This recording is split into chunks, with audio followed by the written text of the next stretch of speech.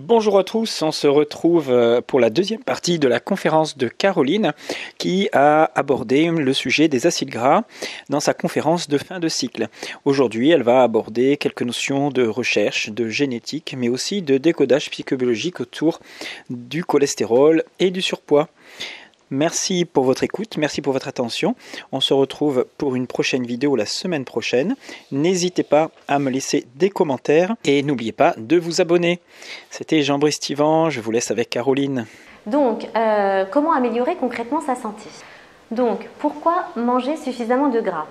Donc, parce que dans le gras, on trouve du cholestérol et qu'on en a absolument besoin pour la fabrication de nos hormones stéroïdes. Parce que nos muscles aussi en ont besoin pour leur croissance, puisque le gras dans le muscle régule la synthèse protéique et il module l'inflammation, favorise la récupération musculaire et il diminue les dommages musculaires après l'exercice. Et bien sûr, c'est la source d'énergie préférée des fibres 2, les fibres de type 2, c'est-à-dire les fibres qui sont plus explosives. Dans le corps, on a donc les fibres 1 et les fibres 2. Les fibres 1 plutôt pour l'endurance et les fibres 2 plutôt pour les exercices d'explosivité. Sur la longévité aussi, il y a des études qui ont été faites et les personnes qui ont un taux de LDL élevé dans leur sang vivent plus longtemps. Le chiffre élevé pour le LDL, le LDL, en principe, il doit être 4 fois plus élevé que le HDL. Ouais, mais ils ont mesuré des taux jusqu'à 2,25 pour le LDL, uniquement le LDL. Oui, mais ça suffit, c'est un chiffre. Non, cholestérol total. Pour la longévité. Oui, c'est un chiffre qui est intéressant pour la longévité. Oui. 2,25 Ouais, oui, ils ont fait des études là-dessus. Les personnes qui ont le taux le plus élevé de LDL vivent plus longtemps. C'est des études qui ont été faites en France. Ou aux États-Unis. Plus de 2 grammes de LDL dans le sang. Oui, c'est ça, exactement. Du coup, qu'est-ce que je mets dans mon assiette? Donc, j'ai pris la pyramide, je l'ai un petit peu retournée parce que il existe plusieurs types de modes alimentaires. Et donc, comme on a parlé du paléo tout à l'heure, le paléo, donc, il est plus basé sur tout ce qui est consommation de produits animaux. Et puis vient en second temps quelques végétaux, un petit peu de fruits. Alors, quelle graisse pour cuire? Vous avez du ghee. Alors, je ne sais pas si quelqu'un sait ce que c'est le ghee. C'est du beurre clarifié. Ouais, c'est ça. Ouais. Donc, le beurre clarifié, c'est un beurre qu'on a fait chauffer et dans lequel on a enlevé donc, les impuretés au-dessus. Donc ça, c'est un beurre qu'on peut utiliser parce qu'on peut le chauffer à haute température. Le point de fumée est très élevé, de 200 jusqu'à 250 degrés. Donc ça, c'est l'idéal, par exemple, si vous mettez un rôti ou une viande au four. Voilà, ou même à la poêle, voilà. C'est une graisse qui ne bouge pas, donc elle ne deviendra pas toxique. Vous avez aussi toutes les graisses animales, donc ça va être par exemple la graisse de bœuf, ou même le suif. Le suif, c'est une graisse qu'on retrouve autour des rognons d'agneau et qui était très utilisée à l'époque pour faire des frites. Les frites à la graisse de bœuf, c'était connu et c'est populaire d'ailleurs encore en Belgique. Voilà, donc vous pouvez aussi cuire à haute température avec ce type de graisse. Et on peut utiliser aussi l'huile d'olive. Alors l'huile d'olive, il en existe des différentes. Vous avez l'huile extra vierge, l'huile vierge. Vous avez aussi l'huile raffinée d'huile d'olive qu'ils ont fait chauffer très fort pour pouvoir l'utiliser à haute température. L'huile extra vierge, elle aura un point de fumée moins élevé que l'huile vierge. D'accord? Donc celle-ci, il faut quand même la réserver pour cuire, mais après plutôt dans des choses qui sont plutôt mijotées. Voilà, des petits légumes qu'on fait mijoter, mais voilà, il ne faut pas la faire fumer, bien sûr. Je me suis fait un petit kiff parce que je vous ai mis une recette gourmandessaine. Ce sont justement des rognons d'agneau avec la graisse de suif autour. On peut les cuisiner comme ça directement, d'accord? Parce que c'est une graisse qui est très goûteuse. Et d'ailleurs, dans les plus grands palaces dans plusieurs pays du monde, ils utilisent cette graisse-là parce qu'elle donne vraiment une texture au plat et un goût particulier. C'est une graisse qui est très très riche en graisse saturée, en vitamine K2. Voilà, pour un plat céto, ça c'est vraiment l'idéal. Vous avez les protéines, vous avez les graisses, vous avez des bonnes vitamines, hein, toutes les vitamines A, D, E, K, les vitamines liposolubles dont on a parlé tout à l'heure. Et là, vous pouvez les cuire dans du ghee, enfin rajouter un petit peu de ghee au départ, mais bon, après vous avez toute la graisse qu'ils font et c'est très très bon. On va parler de notions de génétique et de nouvelles recherches. Dans les notions de génétique, je vais vous parler des ApoE. Alors, ce sont en fait les ApoE, ce sont des protéines qui transportent dans le corps les lipides et le cholestérol. Donc ces protéines-là, ce sont des protéines qui peuvent être différentes selon les individus et selon notre système génétique. Il y a des gens qui vont avoir des protéines de type 2, d'autres de type 3 et d'autres de type 4. Ces protéines ne vont pas gérer les graisses de la même façon. Les ApoE4, par exemple, ne gèrent pas très bien les excès de graisse saturée et ça peut leur donner des problèmes de santé assez conséquents, comme la maladie d'Alzheimer. Ça peut favoriser tous ces types de maladies et les troubles métaboliques. Les ApoE2, par exemple, eux, ils sont OK avec le gras. Ils peuvent consommer du gras, il n'y a aucun souci, ils vont bien gérer ça, ils n'auront pas de troubles métaboliques, enfin, ça ne va pas leur provoquer de problème. Ensuite, vous avez les ApoE3. Alors, les ApoE3, ils sont entre le 2 et le 4. Alors, eux, c'est vraiment des risques modérés. On va faire attention de ne pas leur en donner trop, donc on ne va peut-être pas leur conseiller un régime cétogène pur. Ensuite, je voulais vous parler des graisses interestérifiées. Donc, les graisses interestérifiées, ce sont des nouvelles graisses fabriquées par l'homme, un petit peu comme les graisses trans. Donc, ce sont des graisses qui ont été fabriquées pour remplacer les graisses trans, comme on s'est quand même aperçu qu'avec les graisses trans, il y avait des problèmes. Et donc, ce sont des graisses, on ne va pas modifier les liaisons, comme vous avez pu le voir sur les graisses trans. Par contre, leur structure va être modifiée dans l'espace. Donc ça va leur conférer d'autres propriétés organoleptiques, donc tout ce qui est goût, texture. Et donc ça, c'est des choses qui sont utilisées aussi dans l'industrie agroalimentaire pour la conservation. Voilà, et pour que ça plaise aux gens.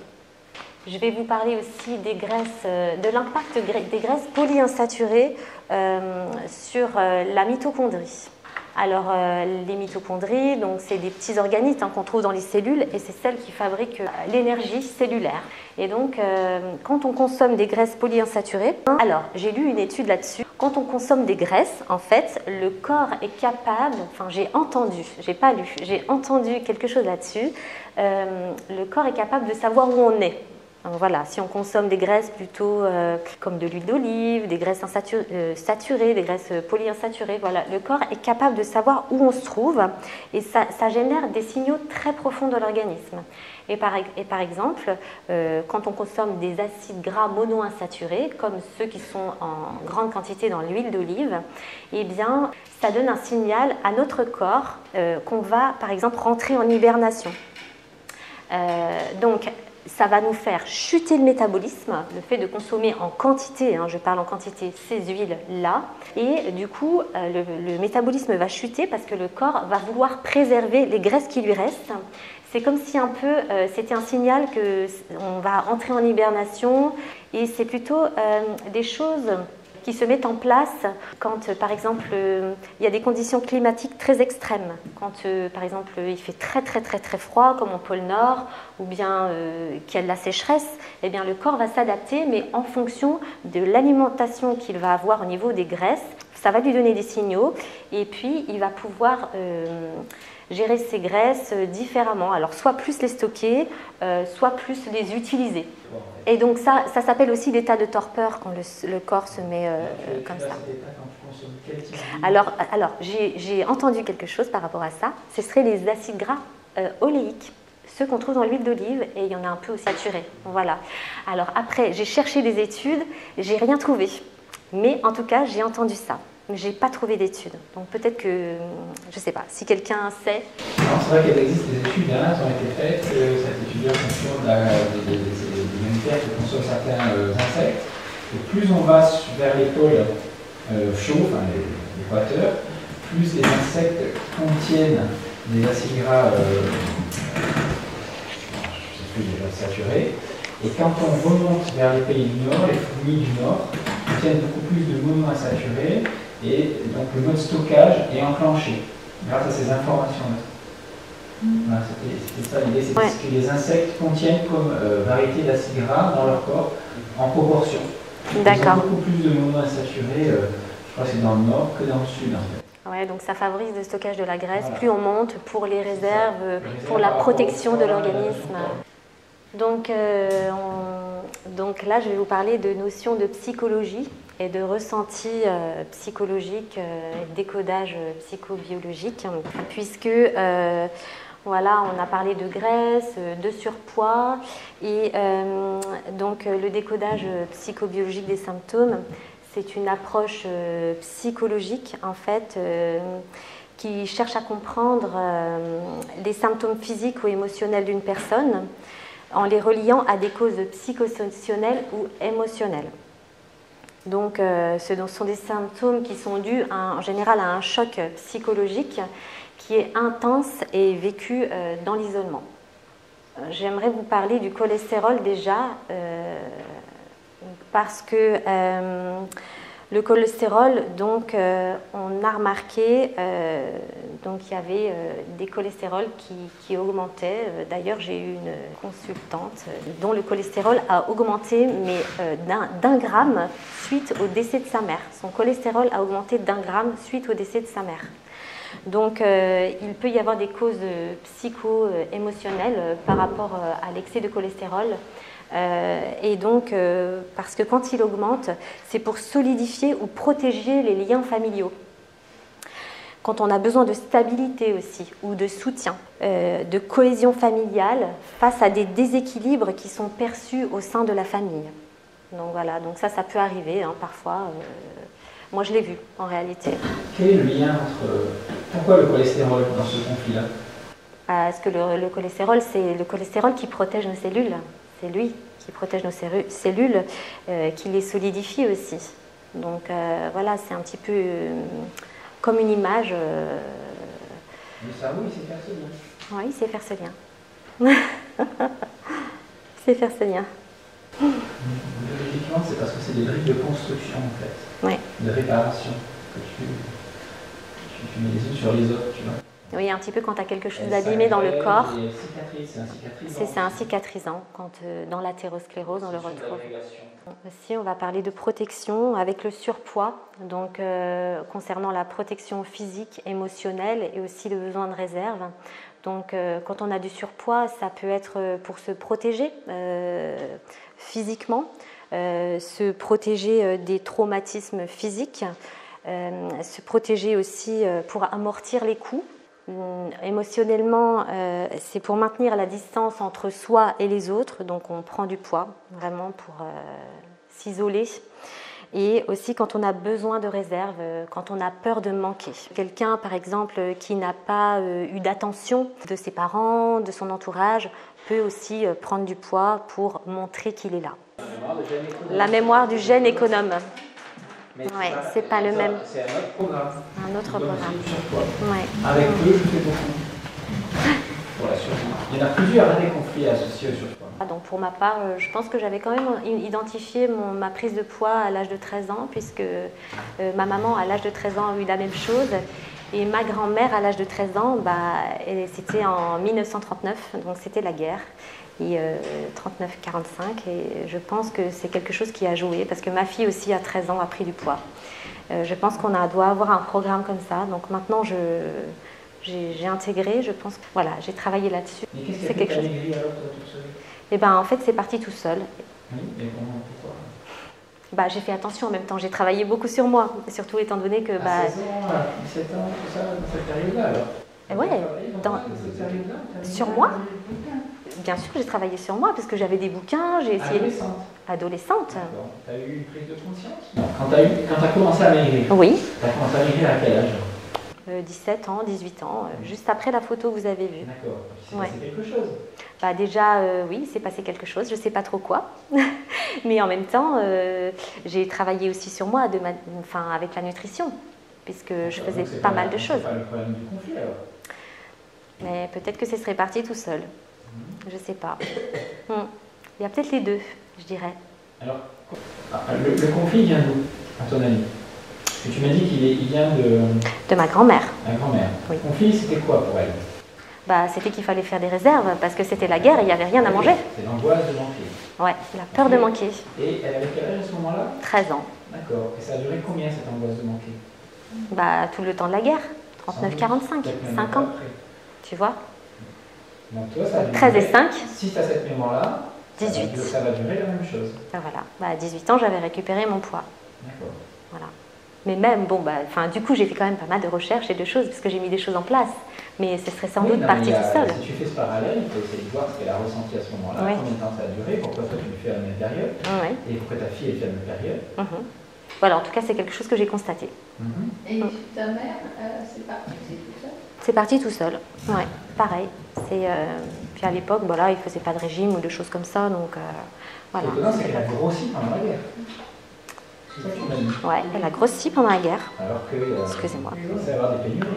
Ouais, elle a grossi, bah, peut-être elle avait une mémoire de garder. Oui, mais c'est normal. Ouais, c'est ça. C'est une mémoire. Donc, Commune à tous les ouais. êtres humains, hein. ouais, c'est ça. Et plus c'est. Alors, la puberté.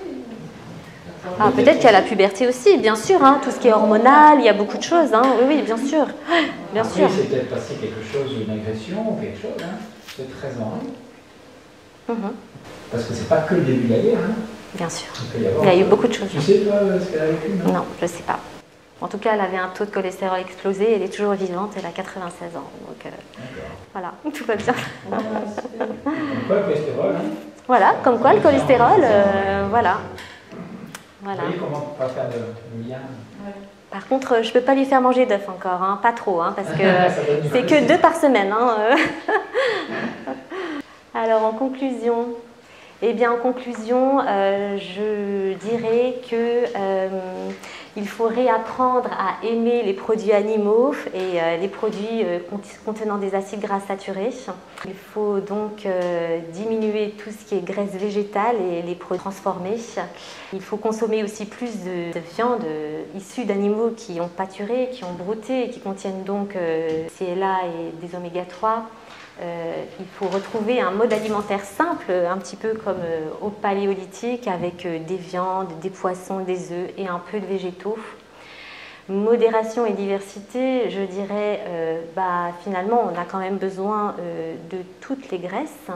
Après, on a besoin de beaucoup de graisses saturées, d'un petit peu d'oméga 3, oméga 6, et puis c'est tout en fait, c'est tout, hein. C'est tout en fait. Et on n'est pas tous adaptés à la même alimentation par notre génétique. Donc voilà, il faut vraiment adapter l'alimentation en fonction de chaque personne.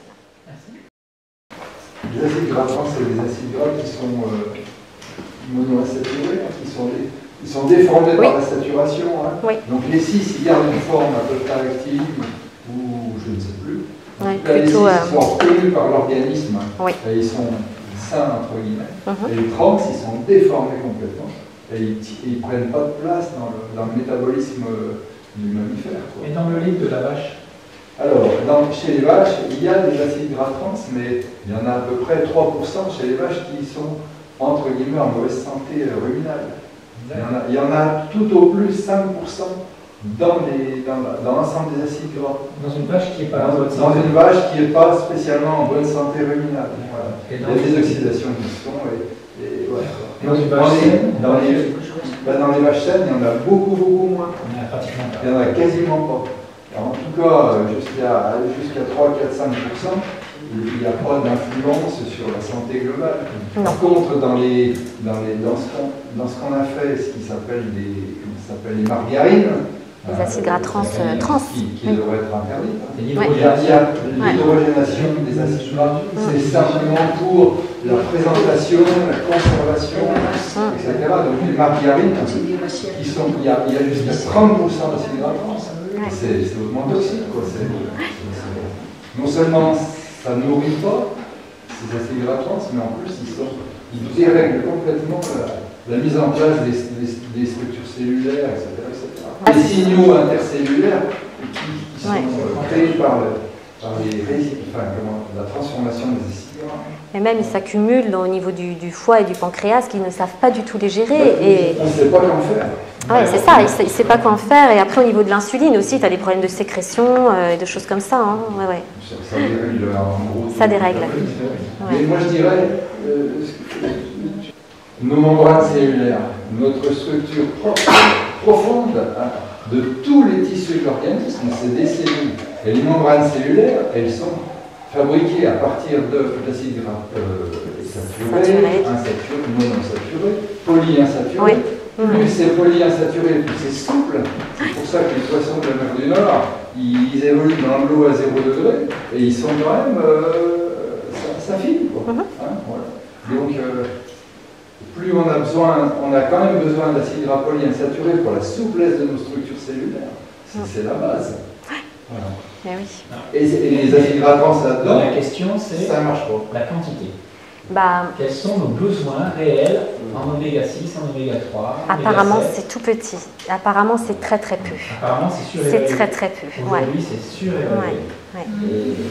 Alors, quand tu disais ils sont fragiles, ça veut dire quoi exactement? Tu as les... parlé juste du point de fumage. Oui. Quand tu dis que les acides gras polyinsaturés, ils sont fragiles. Oui. Qu'est-ce que tu entends par fragile? C'est-à-dire qu'ils peuvent réagir avec de l'oxygène et d'autres types d'aliments. On appelle ça comment? C'est la peroxydation. Ouais. Voilà. L'oxydation. Ils rancissent. Voilà, oui, c'est l'oxydation, ils rancissent. Oui, oui. Ils rancissent aussi dans notre corps. Oui, bien sûr. Attention. Ouais. C'est pour ça qu'il ne faut pas en consommer trop, sinon avec le soleil, on peut avoir plus de coups de soleil ou des taches brunes d'ailleurs sur la peau. Et c'est quoi par exemple les polyinsaturés? Les polyinsaturés, c'est tout ce qui est huile de graines, je sais pas, ça peut être tournesol, colza, enfin toutes les graines, hein, voilà. Les huiles de noisettes, huile de noix. On essaie de vous vendre voilà. des bonnes huiles. Ouais, et pour lesquelles il faut des procédés très complexes. Ouais, c'est ça. Il y a quand même des procédés d'extraction qui ne sont pas évidents. Ouais. Même s'ils sont première pression à froid, il faut quand même. Parce que pour sortir autant de graisse ça paraît dingue. C'est un produit un peu transformé, même si c'est pas. Bah alors, j'ai étudié tout ça en préparant la conférence et du coup, on peut trouver des graisses, des huiles végétales de première pression à froid. Simplement, l'extraction, elle est tellement minime que ça coûte très très cher. Donc voilà, donc il y en a qui les vendent quand même comme ça. On en trouve, sur internet. Du coup, j'ai trouvé des endroits où acheter ça.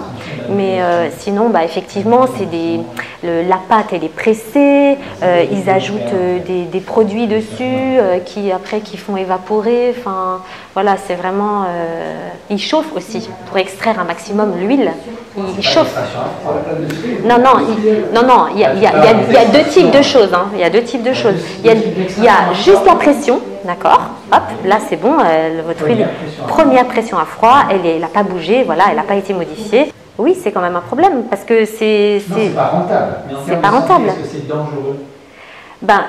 C'est dangereux parce que si on en consomme trop, d'accord, ça reste des acides gras polyinsaturés qui vont traîner dans le corps et qui vont s'oxyder.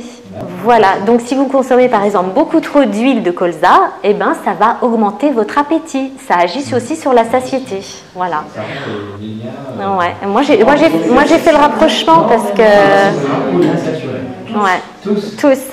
Ouais. Les oméga 3 polyinsaturés, ils entament des signes, ils bloquent le signal de satiété, ils font que tu vas stocker, le signal de torpeur. Voilà, maintenant c'est un prend 3 gouttes. Voilà, c'est ça. Donc, si tu cuisines toujours avec ce genre de margarine, d'huile que tu rajoutes tout le temps. Ouais, huile de colza, huile de noix et tout ça. Ouais. Attention, c'est vraiment. S'il y en a qui aiment vraiment la cartame aussi. Hein. Ouais, tout ça. De l'huile de tournesol oléique. C'est un ALA, hein, donc c'est l'acide linoléique. Le tournesol oléique, c'est en fait riche en monoinsaturés. Ils ont réussi comme l'huile d'olive. Pour qu'elle soit plus stable. L'huile de tournesol oléique. L'huile qui ressemble à l'huile d'olive. Ça ressemble. Elle contient des oméga 9. Oui. Et plus stable, plus neutre, monoinsaturée.